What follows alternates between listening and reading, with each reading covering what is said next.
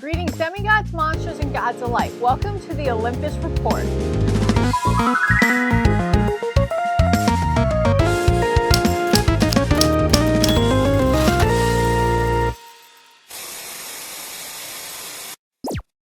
A British accent and magic? Does it get any cooler than that? Here's a character breakdown of Sadie Kane.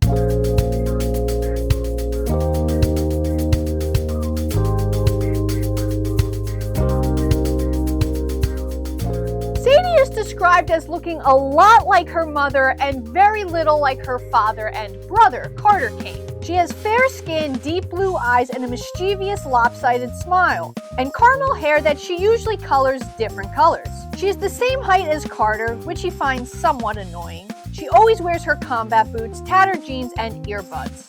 Sadie is sarcastic, rebellious, mischievous, headstrong, and often baffles people with her sharp tongue and fierce nature. She is not afraid to break the rules. Sadie Kane was born in California on March 17, 1997 to Julius and Ruby Kane, 2 years after the birth of their first child, Carter.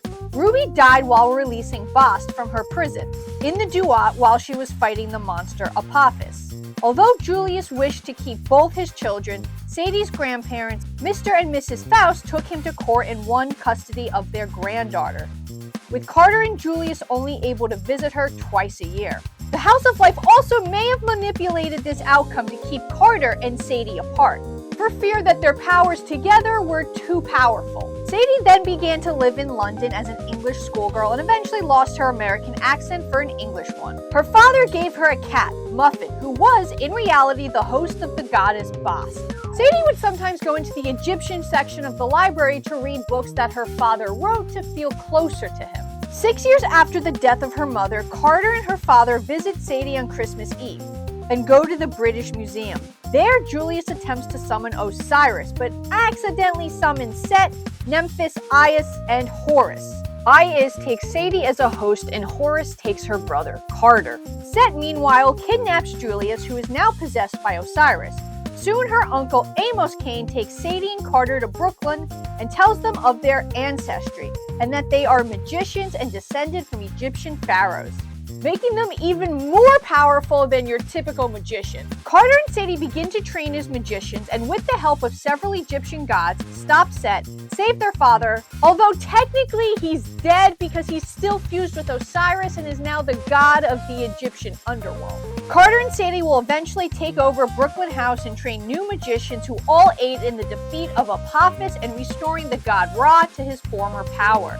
Sadie falls in love with the god Anubis and the magician Will, but thankfully the two end up fusing into one person so she doesn't have to choose. Sadie, being a magician, has several magical abilities to help her out on these journeys. Hieroglyph understanding.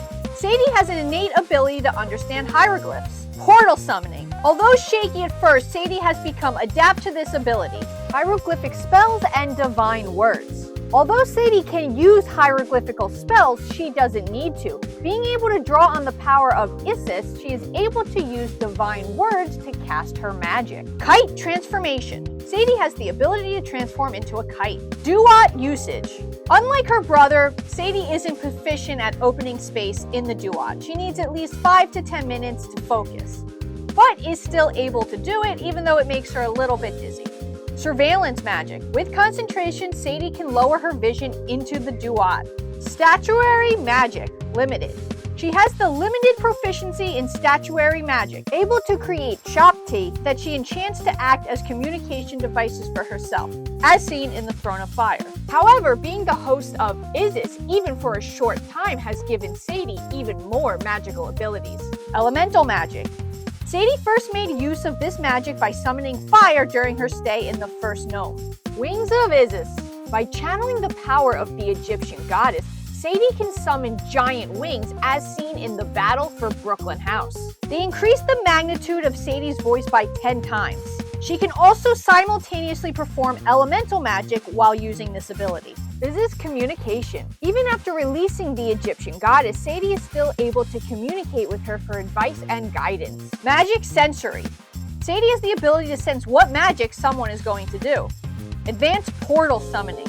When merged with the Egyptian goddess, Sadie was able to use her power to open a portal from anywhere to anywhere during the demon days. Along with these abilities, Sadie also possesses some tools to help her out. Toolkit. Tools of a magician. Sadie possesses a toolkit that includes a staff and a wand. I believe Sadie's greatest moment came in the final book, The Serpent Shadow, when she finally agreed to accept the goddess Isis back into her body. In the Red Pyramid, Sadie and Carter got rid of their god interlopers and refused to bond again for most of the series in fear of the gods taking over their body. But in the Serpent Shadow, things are not going well, and Sadie knows the only way to seal Apophis is to once again fuse with the gods. Sadie recognizes that she's not strong enough on her own to beat Apophis, but trusts in her ability not to let her mind get taken over by the goddess. But even if it is, she doesn't care, and she's willing to take the risk for the greater good of the world, and accepts the goddess into her mind, gaining the ability to stop Apophis from turning the world into chaos.